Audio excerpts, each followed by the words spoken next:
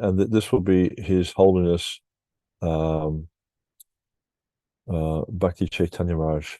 I'm not sure how many of you are familiar with Bhakti Caitanya Maharaj, but he is a very sweet devotee. He was originally born in Auckland, New Zealand, in August 1951, and he was educated at one of the better schools in Auckland. And actually, it's interesting because one of my close friends, Krishnendra Prabhu, was also educated at this same school in Auckland. But even though he had actually an aspiration to become a writer and a journalist at a local newspaper in Auckland, but he also had this inherent desire to understand the truth, and this resulted in him studying philosophy at the university. And it's actually at the university in Auckland that Maharaj had his first encounter with Srila Prabhupada. And it's interesting because he remembers the date. It was on the morning of the 14th of April, 1972, and Maharaj saw Prabhupada walk past him with his disciples who were dancing and throwing petals at Prabhupada's lotus feet. And so he subsequently attended a talk given by Prabhupada, who addressed the students that day. And when he heard the kirtan, he understood this is the Hare Krishna movement. And during the talk, Prabhupada was explaining to the students that they were the flowers of their country and they should not waste their lives. Rather, they should do something meaningful and become Krishna conscious. And Maharaj mentions how this talk influenced him greatly, which I guess, association with someone like Prabhupada would definitely have significant influence. Then so this was back in 1972.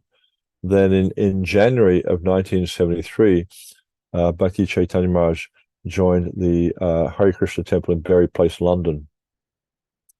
Then he received, later that year in September, he received first initiation. And at that time, he was called Raghubir Das. And he started serving as the temple commander. Then in 1974, he received second initiation. And then he moved to Bhaktivedanta Manor in London, performed various services, temple treasurer, book distributor, Bhaktivedanta Book Trust, etc. Then in 1980, he was transferred to South Africa to be the temple president of Cato Ridge. And he did that service from 1980 to 1982. That was right in the middle of apartheid, so it was a very difficult period in South Africa's history. Maharaj also helped to oversee the construction of the Radha Temple project and engaged in extensive fundraising. The temple was opened in 1985, and if anyone's ever been there, it's a very, very beautiful temple. It's a purpose-built temple, very, very beautiful.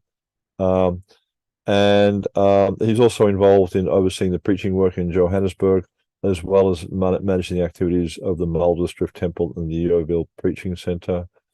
Maharaj took sannyas in the Gorpanim Festival in 1994, and he was named Bhakti Caitanya Maharaj. He's an initiating guru. He travels the world. He doesn't travel as much now as he used to, but he still does travel a bit. And he oversees and guides many, many devotees across the globe. He joined the GBC in 1998, and I think 3 years ago, he was the GBC chairman. So he's not doing that anymore. And he's also involved in what they call the School of Bhakti. So he's the head of that, and it's focused on training devotees, I believe, in South Africa and Russia. They focus on studying Prabhupada's books, Bhakti Shastri and things like that. And also he's been involved in the VAHE in Vrindavan and also the Mayapur Institute. And and during the pandemic, he was very, very active in teaching and did many different Bhakti Shastri groups. Actually, David was telling me about some of the Bhakti Shastri groups, like huge numbers of devotees, like 400 devotees or something like that, attending one Bhakti Shastri course.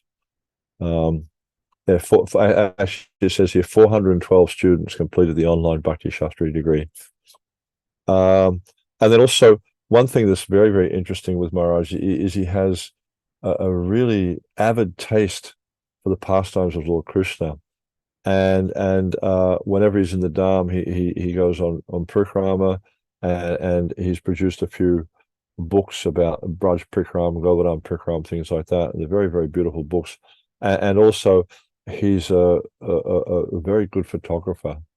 And he's taken many beautiful photos of different places in the Dham, and these are presented in these books. So, yeah, I think there's one book he has, actually a few books. One is Govardhan, the hill that fulfills all desires.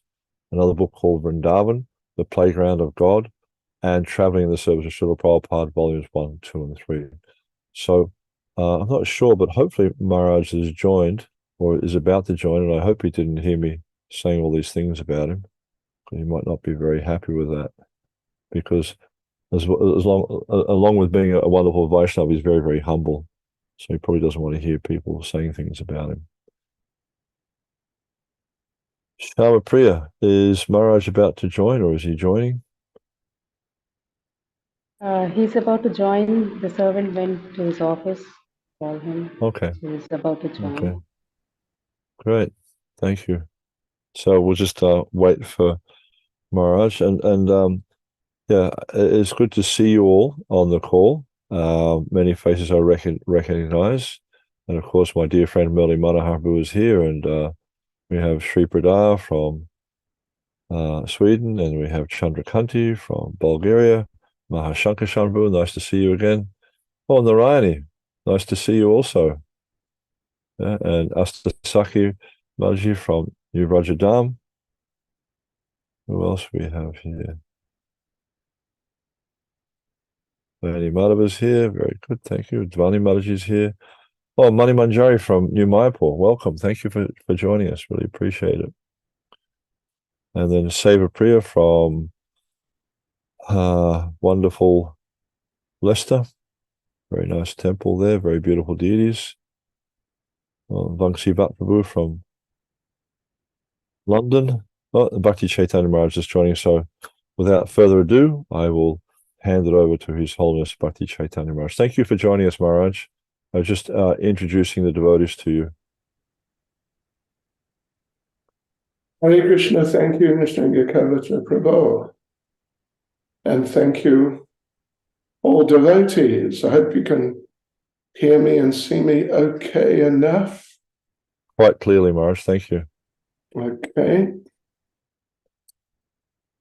Nama Om Vishnupadaya Krishna Prestaya Bhutale Srimati Bhakti Vedanta Swaminiti Namane Namaste Saraswati Devi Gauravani Prachayane Nirvishesha Shunyavadi Pastyatya Deshatane Sri Krishna Chaitanya Prabhu Nityananda Sri Advaita Gadadhar Shivas Adi Gaura Bhakta Vrinda Hare Krishna, Krishna Krishna, Hare Hare, Hare Rama, Rama Rama, Hare Hare.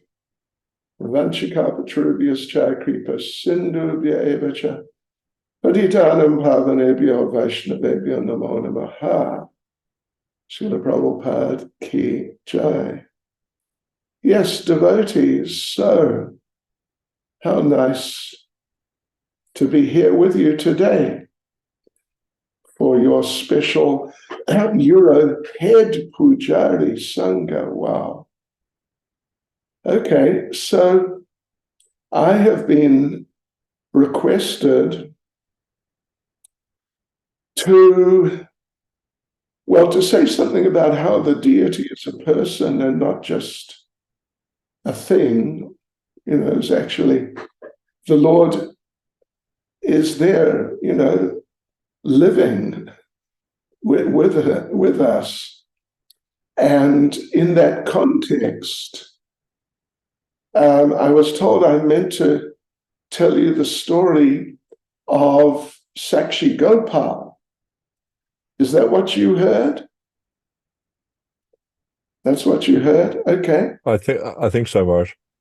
Yeah, I think so too. Right. So I can do that. I mean, you know, to the best of my ability, whatever that may be. Having said that, the story of Sakshi Gopal is well known. I think if any of you do not know the story of Sakshi Gopal, well, I don't know what to say, but I don't want to say there must be something wrong with you, but I just think you must have heard the story, because it's there in detail in Caitanya Charitamrita. Yeah, it's a very famous story, and it's a very nice story. And it really does convey the idea that the deity is the Lord, is a person. And when we serve the deity, we're actually interacting with a person. And therefore we have to be very, very conscious, very careful, and really try and do it as nicely as possible. Having said that, I thought that seeing it's probably unlikely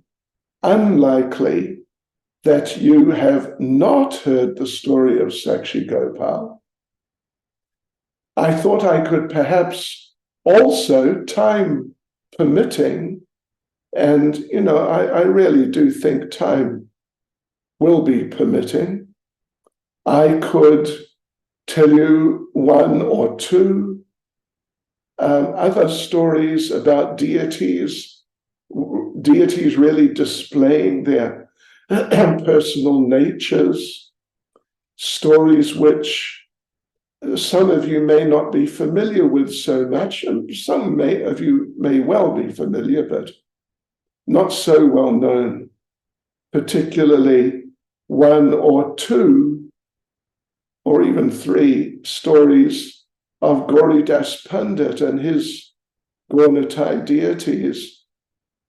Are you familiar with those leelas of Gauridas Pandit? Anyway, whether you are or not, I will probably just tell you anyway. Yeah, okay.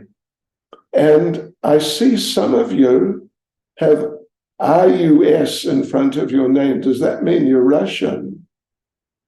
Do you all understand English? Put it that way. It's okay. So yeah, I'll just speak in English. Right. So first of all, the story of Sakshi Gopal. Very famous story. Very famous. And very powerful story, of course. So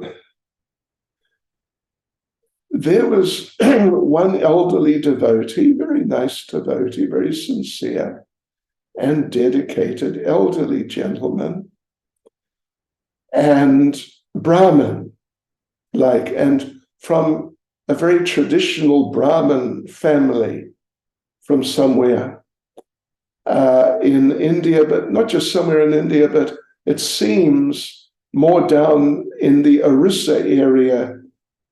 I assume you know the geography of India well enough to know where Orissa is and Jagannath Puri is, Western India, Western India. So he was from there, and he decided to go on pilgrimage. He was elderly. And of course, looking at all of you, or most of you, I can see you're not elderly yet. If you look at me, you can probably see I am elderly. And, when you get to be old, there are many physical challenges. Gee whiz, it's amazing. So this Brahmin devotee, he was elderly, and he really wanted to go on a major pilgrimage around a lot of India.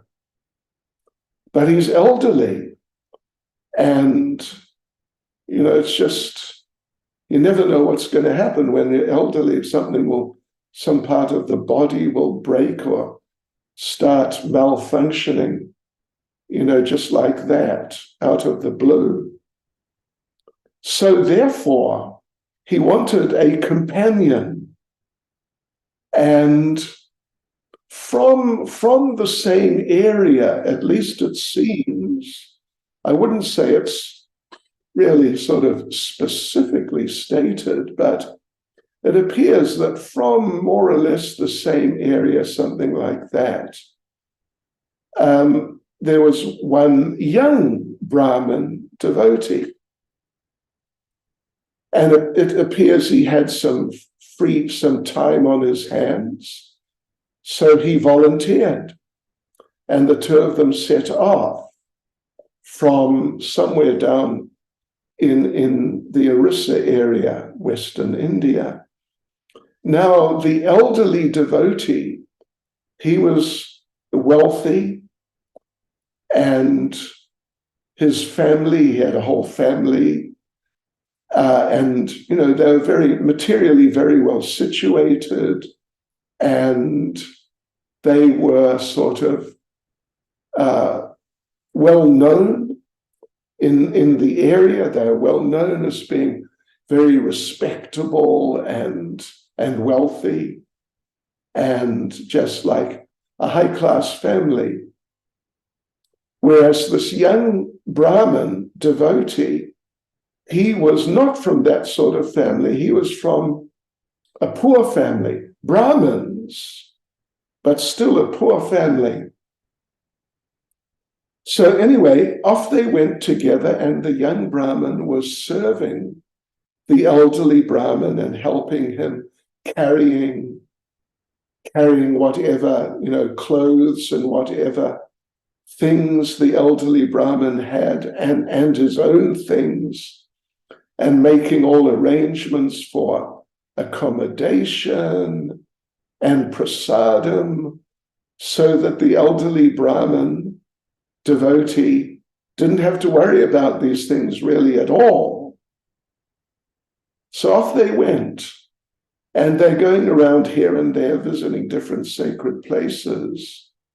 And at one point, towards the later part of their pilgrimage, they came to Vrindavan. And Vrindavan, of course, this is a long time ago, some a good few hundred years, because, it happened before the time of Lord Caitanya and Lord Nityananda. It was already a well-known story at that time. So Vrindavan was already a type of pilgrimage center. I know that the six Goswamis, they basically developed Vrindavan into like a major pilgrimage center. And before the time of Lord Caitanya, it was not like it is today at all, but it appears it was some sort of pilgrimage center to some degree. And there in Vrindavan was this temple of Sakshi Gopal, or Gopal, actually, Gopal. He was not really known yet as Sakshi Gopal, just Gopal. After this whole pastime that we're talking about, and which you all know extremely well, after that, he became known as Sakshi Gopal. But at that particular point of time, he was just Gopal. So they went in to have darshan of Gopal, and they're having this nice darshan, and everything is just great. It's just really nice. And, it's at the end of their pilgrimage. They've had a wonderful pilgrimage. It's just, everything has gone so well. And the elderly Brahmin particularly, he is just really happy. And he's very grateful to the younger Brahmin devotee. really grateful. And so in front of Gopal, they start discussing, talking about Gopal and just discussing their pilgrimage, which is, sort of coming to a conclusion, kind of heading in that direction. So the elderly Brahmin, he expresses his appreciation and gratitude to the younger Brahmin. You've looked after me so nicely, taken care of me, and just looked after all my needs. Accommodation, prasadam, you've got my clothes washed, so I always have clean clothes, and you just gone out of your way so much to take care, to really care.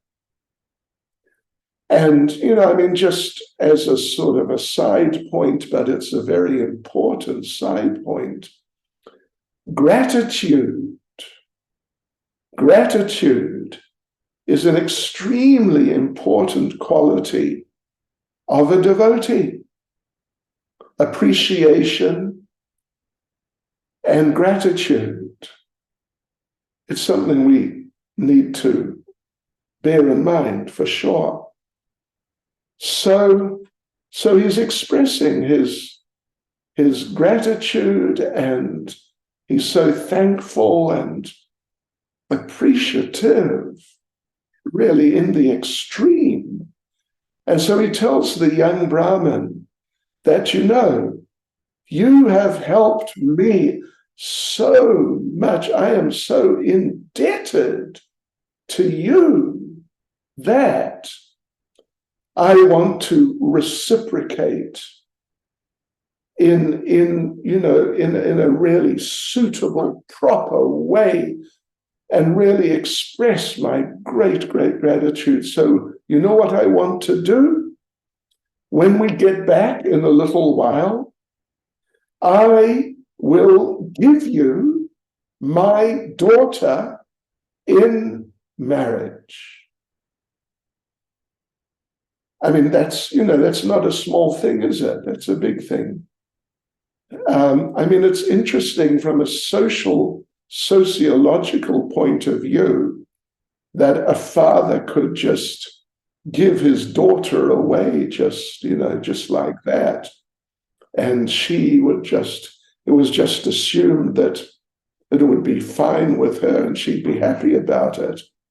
So that's what he said.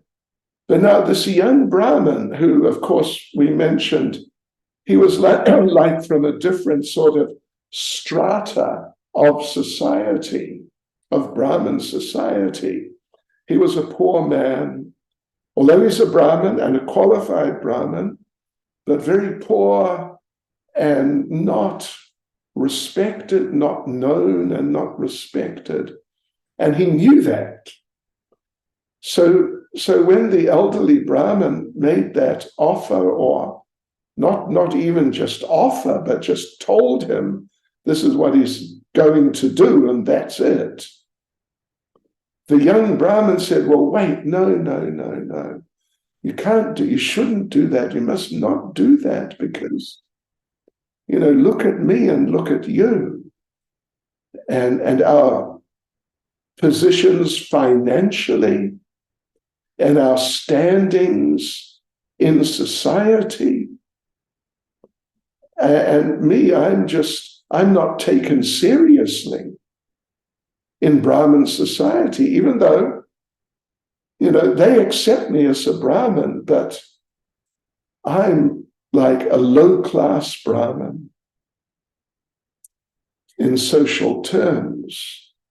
And so please don't say that, because your family members, they are very kind of conscious of their position in society, their financial position, their social standing, and how they're respected in society, and people look up to them.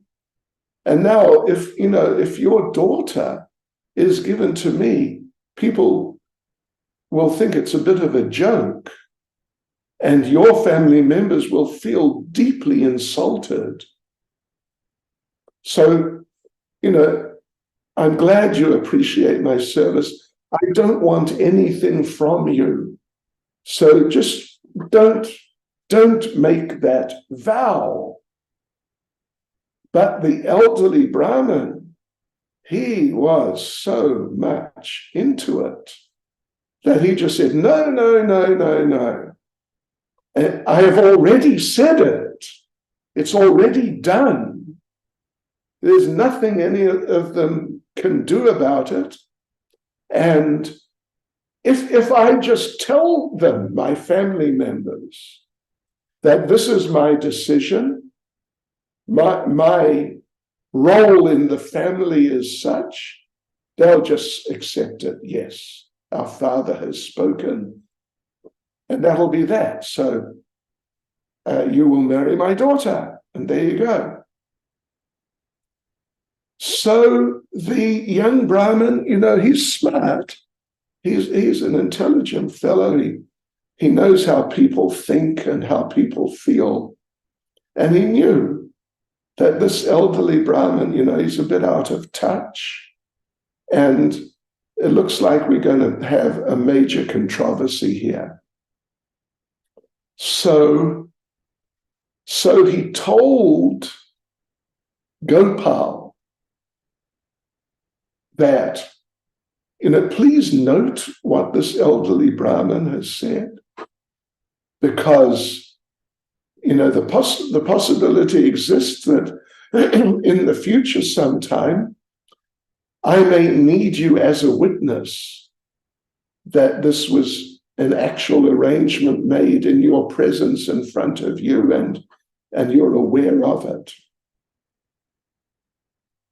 So off they went, continuing their pilgrimage, but basically they headed down sort of, what would you say, to the southwest, more or less, or something along those lines, westward.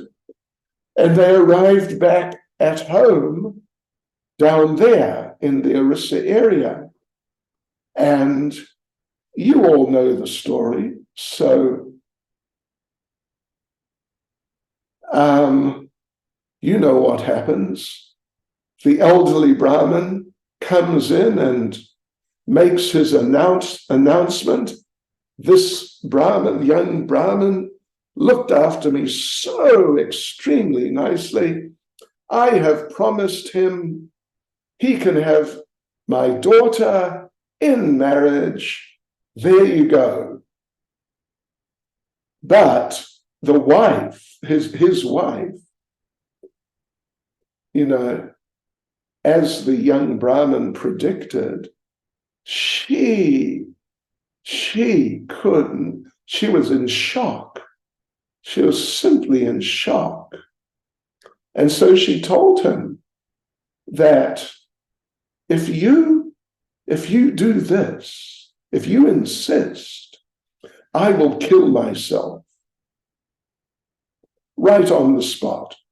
I'll just kill myself and that's it. Because look at this young man, look at him. He may be a Brahmin technically, but look at him, he's a nobody. He can't give her the lifestyle that she's used to. He's not known in society, and people will think it's some sort of joke or mistake. Yeah, and it will be. It'll just be a joke and a big mistake. So no, you can't do that. And then the son, the Brahmin's son, or one of the sons, he was like a bit of a fast talker. And he called for a meeting of the people, like of the village or the surrounding area. And he said to the people that, look at this. This young man, he went with my father on pilgrimage, but on the way, he fed him drugs he fed him drugs, and my father just sort of became bewildered. And, you know, he forced my father to say this, but it's just a lot of nonsense. It's a lot of rubbish. And this young Brahmin, we should just kick him out. And there's no question of my sister having to marry him. So all the, you know, the villagers are there, including the elders. And the young man, the young Brahmin, he offered that, you know, while I was there, I spoke with the deity Gopal, who this arrangement was made right in front of. So Gopal witnessed this promise of this elderly Brahmin, and the brother, the son, the brother of the girl, the old man's son, said, all right, bring Gopal here, let him tell us that he witnessed it, that it's true, and then we'll accept. Otherwise, no, you're finished. You'll be kicked out of Brahmin society and kicked out of the region. So the young Brahmin, he went back to Vrindavan all the way. And I'm sure I'm sure you've all been to Vrindavan. I imagine you've all been to Jagannath Puri also. This is all happening not far from Jagannath Puri. And you know how far it is. You know, we're talking about a couple of 1,000 kilometers. It's a major hike. But still, he went back and he spoke to Gopal. And he said, okay, Gopal, as I told you earlier, you remember when I was here a while ago, I need you as a witness. You were there. And you heard the promise of the elderly Brahmin. So to protect his Brahminical standing and just to defend the truth, I want you to come down and bear witness and confirm to all the people that actually he made this promise. So Gopal, up to this point, as far as it seems, Gopal had not said anything. Even when they were there, you know, whenever it was quite some time before, he hadn't actually said, okay, I'll be a witness. You can call on me if you want. But now this young man, devotee Brahmin, he's just addressing him like a person. That you witnessed this, you know, so please, you must come. Please come. And Gopal said, look, it's a long way to walk. What makes you think I'm going to walk all that way? And the young and Gopal said, I'm a deity. We don't normally walk or anything like that at all. And the young Brahmin said, well, listen, deities don't normally talk either. And now you're talking to me. So if you can talk, you can walk. So please come. So Gopal was sort of caught there. And so he had to agree, all right, I'll come. And so, but how are we going to do this? Gopal asked, because I have to eat every day. And, you know, I can't walk with you. It's just too extreme. So the young Brahmin said, all right, you walk behind me, and every day I will leave some rice in front of you, and you can have that rice. And then you come along, and I'll know you're coming because I'll hear your your bells and your jewelry sort of jingling behind me, a little bit behind me, so I'll know you're still coming with me. So devotees, that's the essence of the story, that Gopal walked all the way. And like I said, we're talking about a couple of 1,000 kilometers or something along those lines. And, you know, there's on the way to Puri from Bhubaneswar, on the main road as you drive down, and not far from Puri. It's more than halfway, but it's not all the way down to Puri itself, is the village of Sakshi Gopal. And I'm sure, well, like I said, I'm sure you've all been to Jagannath Puri. I'd be very surprised if any of you have not. And so you would have passed through that village. And if you are Indian-bodied, you might have gone in and had darshan of Sakshi Gopal. I tried in, I think it was 1979. They wouldn't let me in. It's called, you know, here I am, you know where I am right now? I'm in South Africa. And up until, well, actually it's about 30 years ago now, there was apartheid, racial segregation. So apartheid means apartness. If you, I see we have someone, Narayani Devi Dasi from Rotterdam, so you understand Dutch, and you would understand apartheid, apartness in Afrikaans, which is a kind of form of Dutch, sort of kitchen Dutch. So yeah, they don't let white people in. They don't let white people in. It's apartheid. Yeah, racial segregation. I know some white devotees have been in, but they were not treated nicely, and in the end they got sort of booted out. Some devotees went with Prabhupada, actually.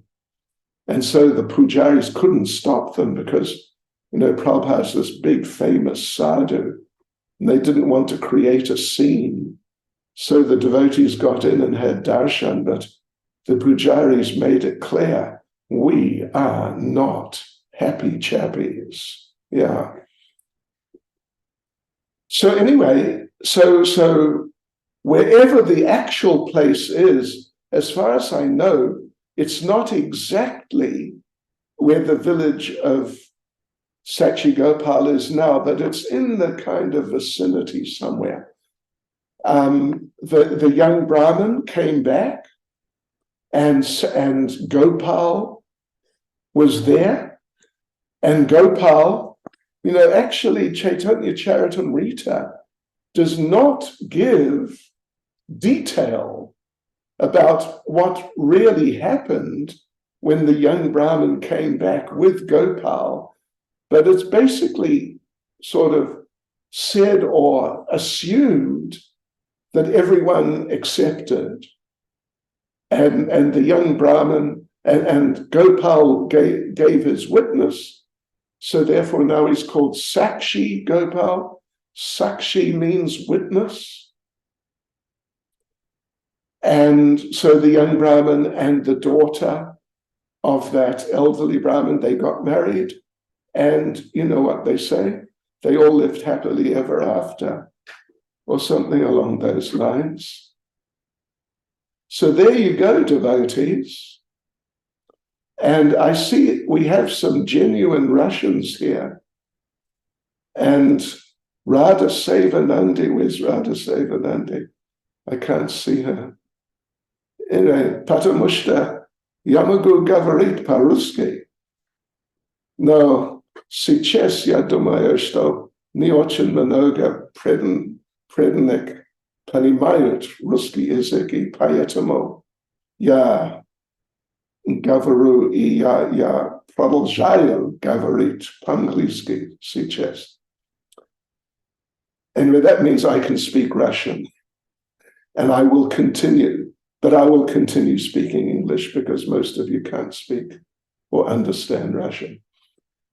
So there you go, devotees, and I'm sure there was nothing new to you in that story, although it's a great story. It is just a super duper wonderful story. But now, if it's okay with Nishinga Kavacha Prabhu, if he doesn't object, may I tell a story of Gauridas Pandit? Please do, Maharaj. It's a wonderful story. We got a few stories actually, but let's start with one. It's a real classic. It's just a real classic. Gauridas Pandit, he was a very close associate of Lord Caitanya, very close associate, and he lived in a town or a village which is not so far from Navadvip. It's across the river, you know, where the Navadvip town is, and then down to the left, south, kind of southwest. And the place is now, the traditional name is Kalna, but now it's known officially as Ambika Kalna. So, and his place is there, and his deities are there. They're the original Gaunitai deities. While Lord Caitanya was present on the planet, Gauridas Pandit asked Lord Caitanya, "Can I please have deities made of you and Lord Nityananda?" And Lord Caitanya agreed.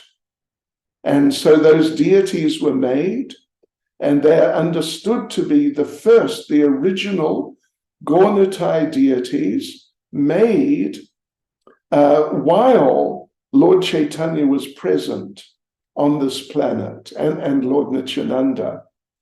And they're the kind of life size, they're quite big. Yeah. And, you know, unfortunately, the pujaris don't allow people to take photos. Although we did anyway, but not, I mean, they're good photos, but not the best.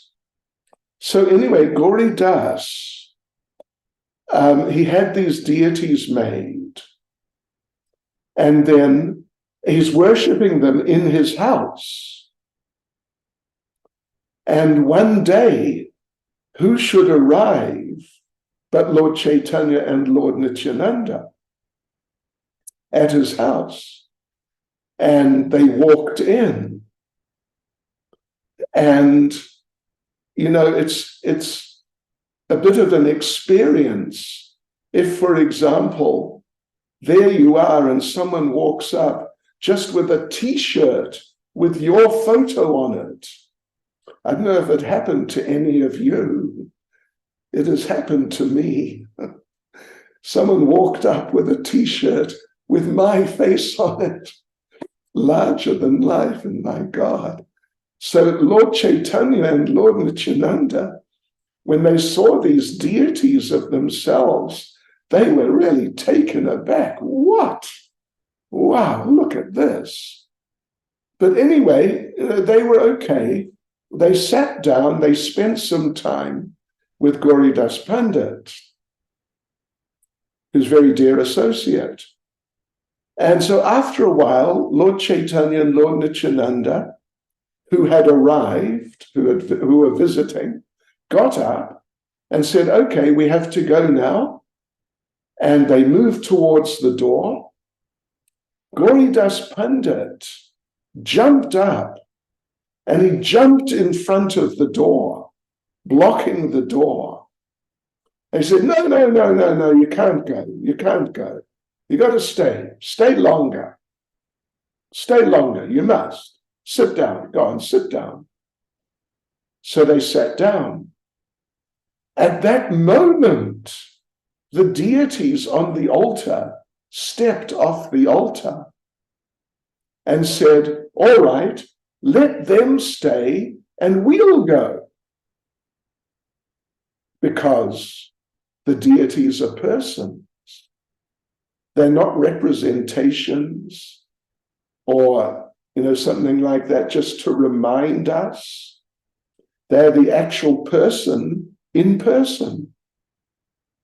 So they told Gauridas, all right, let them stay. They can come and stand up here on the altar and we'll go. So the deities moved to the altar, to the door. And Gauridas Pandit jumped up and blocked the door. Get back on the altar. So they got back on the altar. And Lord Caitanya and Lord Nityananda, well, at this point, Lord Caitanya and Lord Nityananda actually, they had stepped onto the altar because they were intending to stay as deities. So now they had to get off the altar, and the deities got back on the altar, and they said, listen, we got to go, so we're going. And they moved to the door, and Gauridas blocked the door again. Get back. And so it went back and forth like this. The deities get off the altar, move to the door. Lord Caitanya and Lord Nityananda, who came visiting, get onto the altar. Gauridas stops the deities from going out. The deities come and sit where Lord Caitanya and Lord Nityananda had been sitting.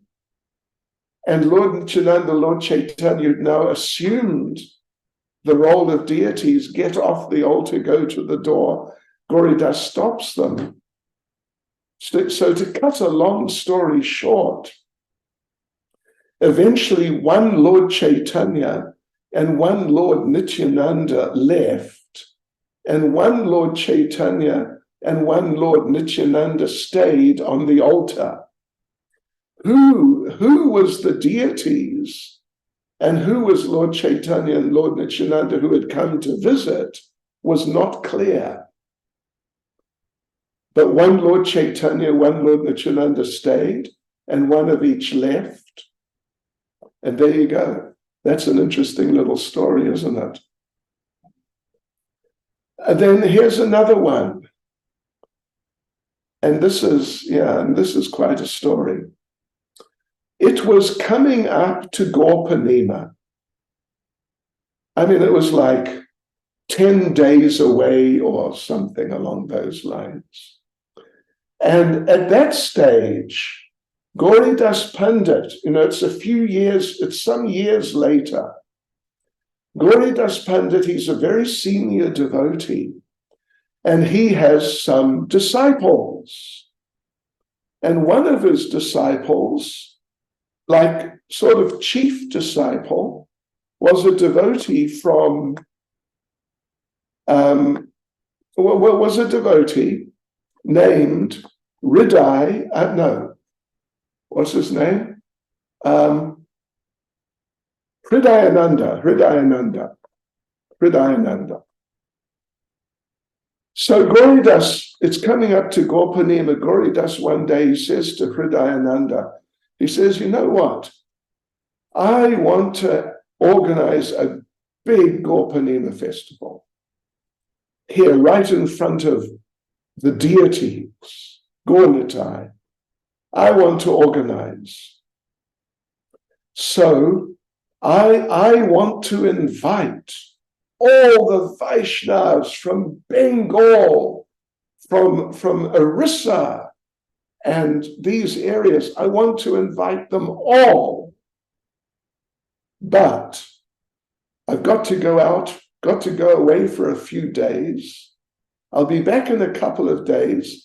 Then we'll I will send out the invitations to all the devotees, hundreds of invitations.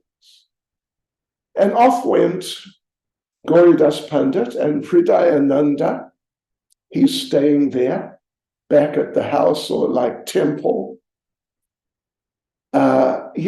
Serving the deities. So Gauridas had said, I'll be back in a couple of days. I'll send out the invitations. He did not come back after a couple of days. In fact, he didn't come back after like 3, 4, 5 days. And Hridayananda was in great anxiety.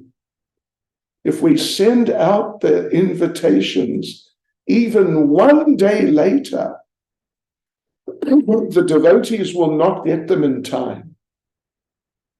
And so they won't be able to get here before Gorpanima, and the whole festival will be spoiled. So Hridayananda made a decision, I will send out the invitations. He knew who had to be invited. So he sent out the invitations. Next morning, Gauridas Pandit returned and said, right, let's send out the invitations right now. And Hridayananda said, well, Guru Maharaj, you know what? I already sent them out yesterday.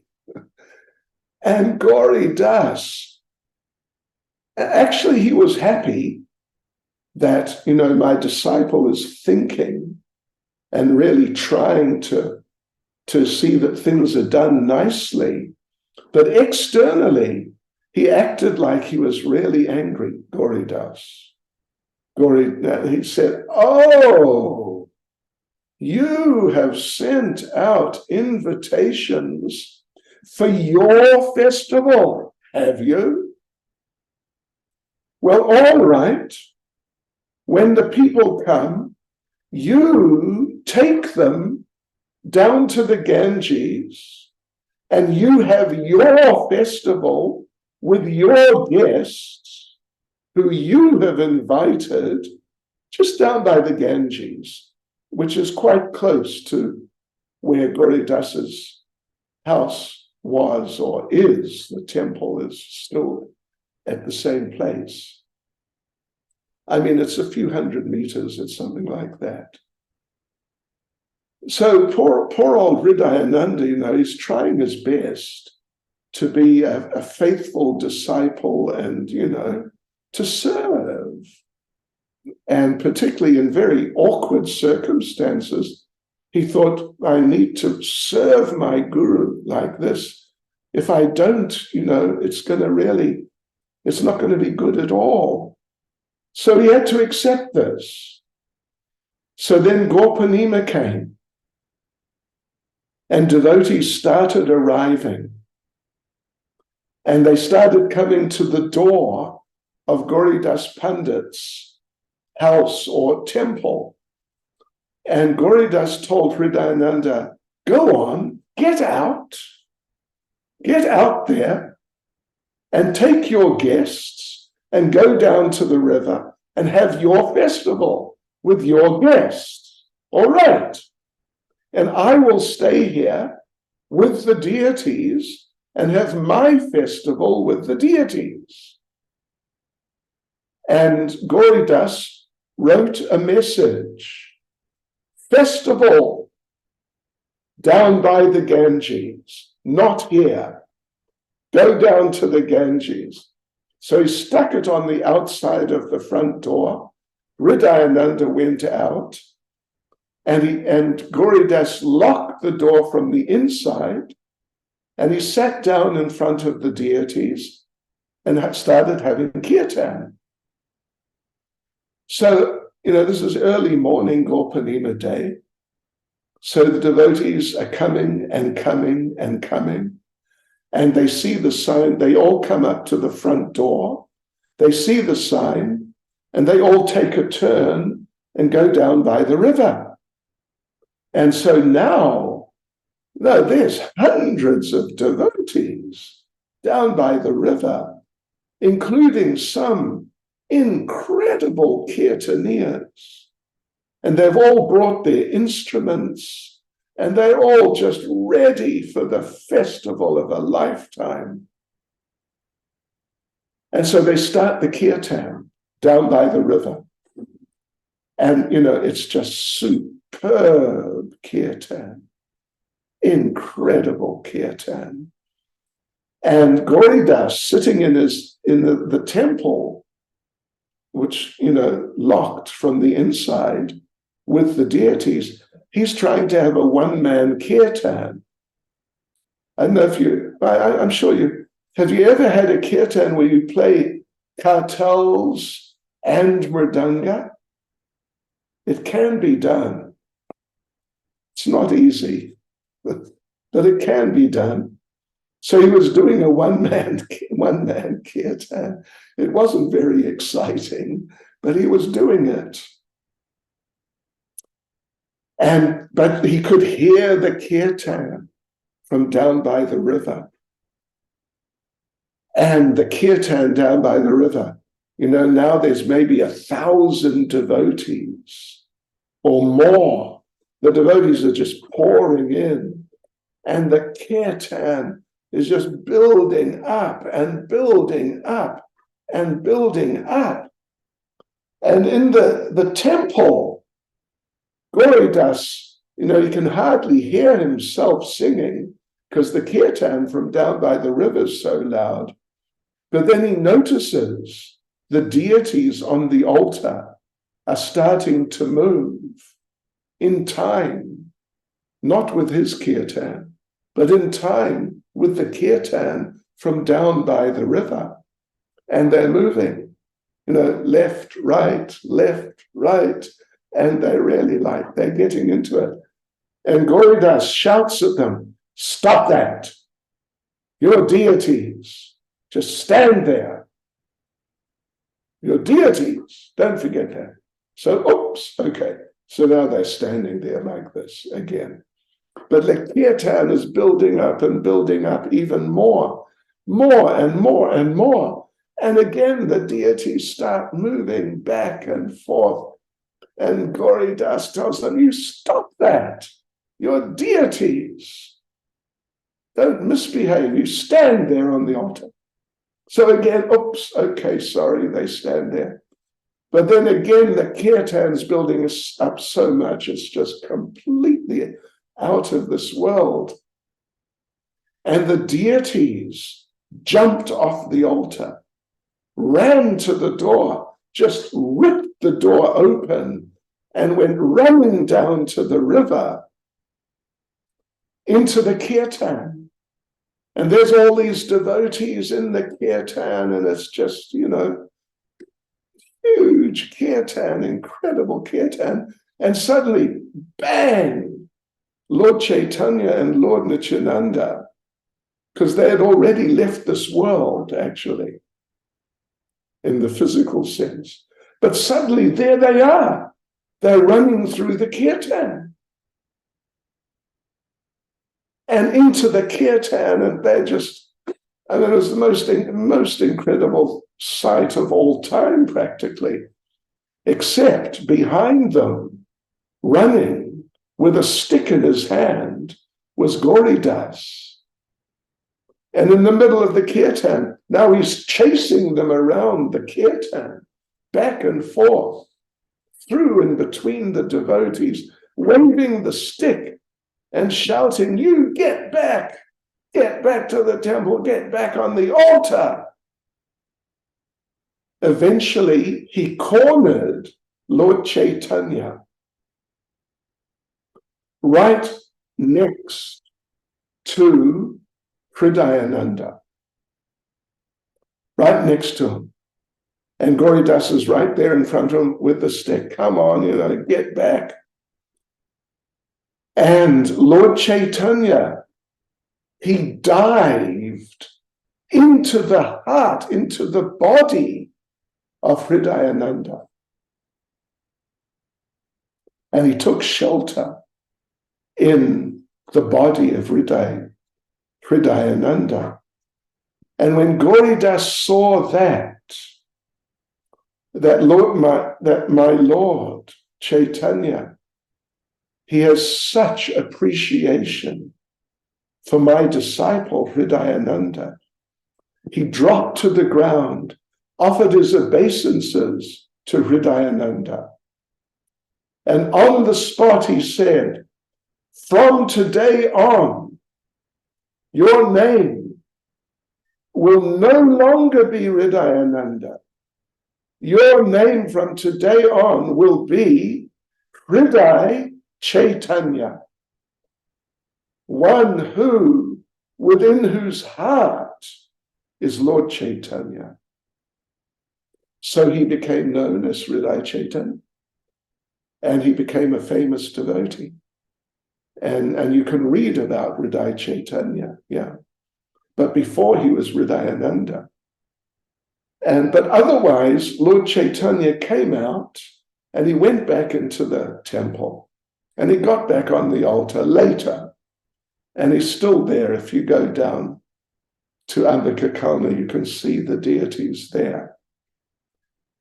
You know, there is just down the road from the main temple, Gauridasa's actual temple, there is another temple of, and if any of you remember the name, I can't remember the name, I think it's his brother.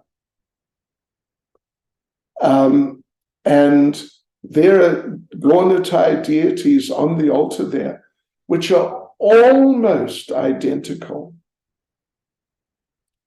And the people there in that temple, if you're really nice with them, they don't mind if you take photos of the deities.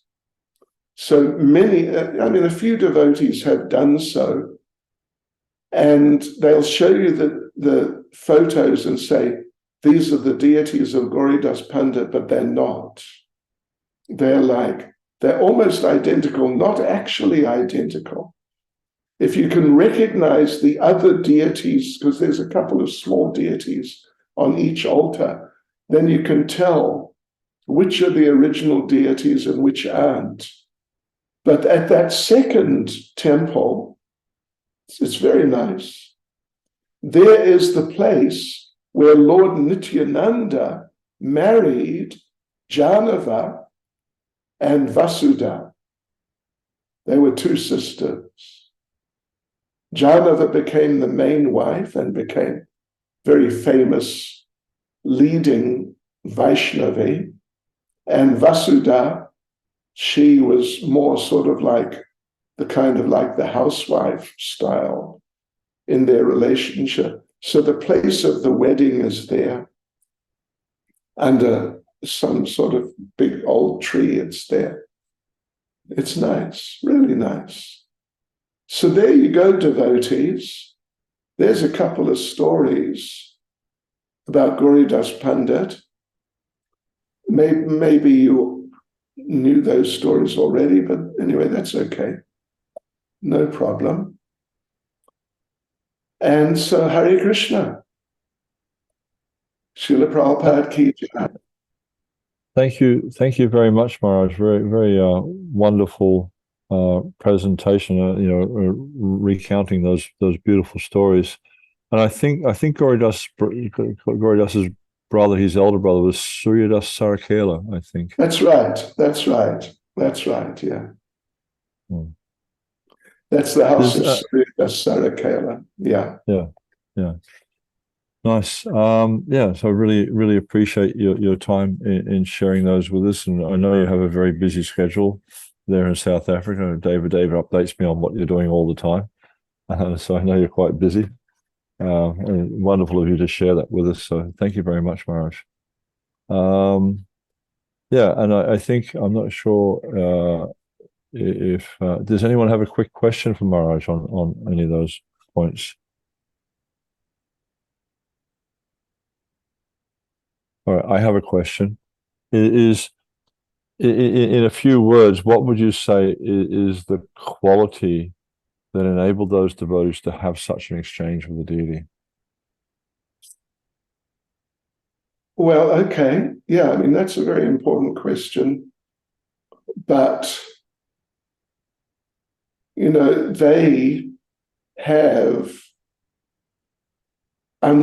kind of like unlimited love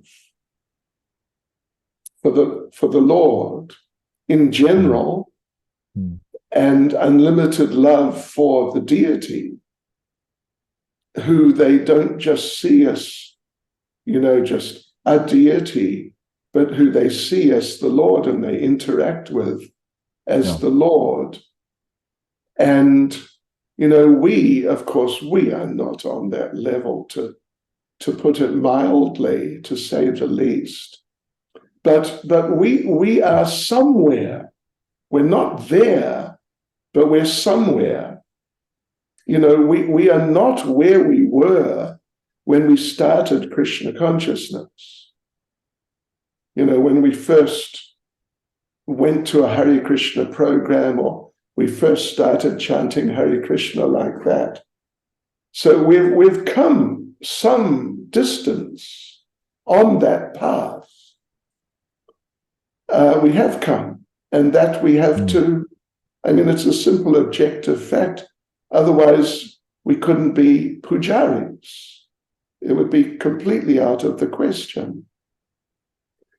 So, but the thing is, for us, as pujaris, or just as devotees, but as pujaris particularly, we have to continue serving whoever deities we're serving, as Prabhupada wanted us to serve them. We have to really do it very respectfully. There may be a tendency sometimes to become somewhat informal, but we should be very careful about doing that. Prabhupada emphasized punctuality and cleanliness. And if we don't have that, then there's not really any question of coming to a high level in Pujari service. So we really need to be mindful like that, and chant our rounds extremely attentively. One thing I say, if you don't mind, is there are 3 rules in chanting japa. First rule is you must chant attentively. Second rule is you must chant attentively. And the third rule is, by whatever means it takes to do it, but you must chant attentively. And that's it. And anything else is detail. So, in regards to becoming a pujari, of course, there's the punctuality, the cleanliness, the caring, really trying to care for the deities and treat them as they deserve to be treated. But then there's our personal sadhana has to be there. If it's not, if we get into the habit of leaving rounds for tomorrow or the next day or next week, if we become weak in terms of our sadhana, then we'll become weak. We may not even recognize it initially, but we'll become weak in our deity worship. So I think, that's worth bearing in mind. Yeah, thank you very much for these very, very important points. And actually, it's the essence of our practice is our chanting. Without the chanting, and Prabhupada says that in a lecture in Mayapur, if we don't have a life of hearing and chanting, the deity will just be a burden. Oh, yeah. So very, very important. Thank you for reminding us all of that. Very, very important point. Okay, I thank you so much for taking the time out of your busy schedule. I'm sure everyone really appreciates your presentation of these beautiful pastimes, and also this very potent statement about the necessity of hearing and chanting. Thank you, Maharaj. Hare Krishna. See Looking you forward to your all association later. soon. Hare Krishna. Glories Prabhupada. All glories to Srila Prabhupada. Das Vidanya, if you're Russian.